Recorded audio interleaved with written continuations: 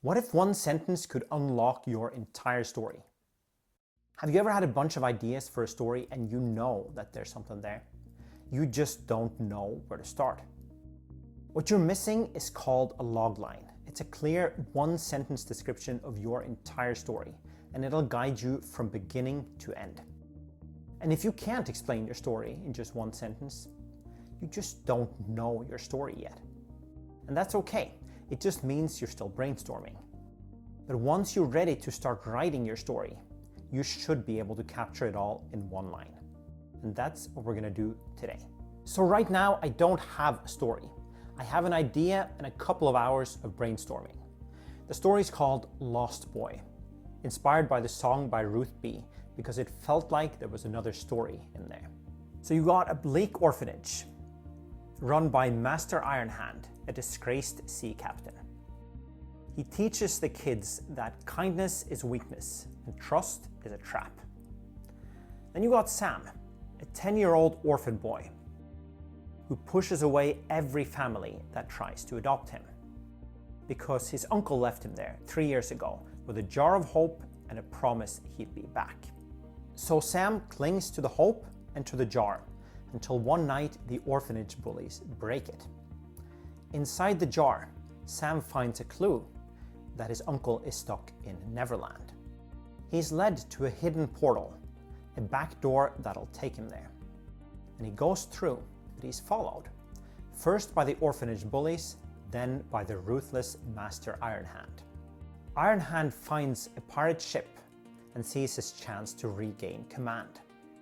So he pits the crew members against each other and manages to assume control of the pirate ship, where Sam's uncle is being held. So now Sam's no longer just stuck in an orphanage. He is up against the man who raised him in a much more dangerous world. That's a lot. So let's see if we can shape this into a logline. One sentence. When a mistrustful orphan boy discovers a back door to Neverland, he must rescue his long-lost uncle from a crew of pirates led by his former orphanage master, or lose the only family he has left. That's all you need at this stage. It doesn't tell the entire story, but it does three things. It tells us roughly where the story is headed. It tells us what kind of story it is, what genre. And hopefully it makes people lean in and want to know more. You don't have to get that perfect on your first try. You go out and you test it. When people react with curiosity, when they ask you questions, when they simply tell you that that's really interesting, or if they even start pitching their own ideas, then you know that you've got a good logline. And a good logline means you have the makings of a good story. So now it's your turn. Take your story and turn it into one sentence. You can use this format if you like. Or you can use the guided approach in your StorySteps account. You can sign up and create your story for free on StorySteps.net. There's a link in the description. Once you're happy with your logline, you do something important. Tell that line to someone who will be honest with you. Or if you have the guts, ask a complete stranger. Ask them three things. What kind of story does this sound like? What genre? What do you think might happen next? And is this a story that you might want to read or watch?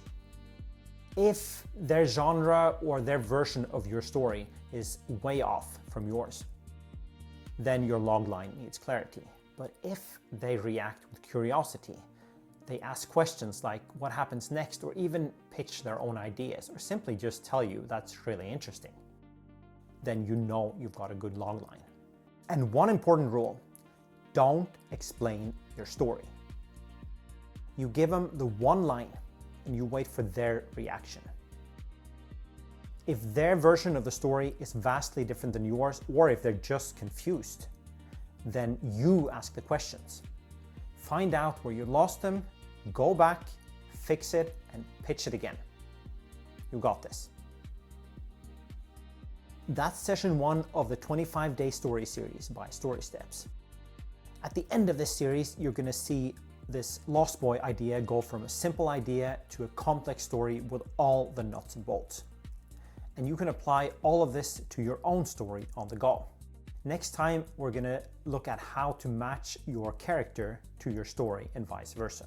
If any of this helped you build your story in any way, then stick around. We're just getting started.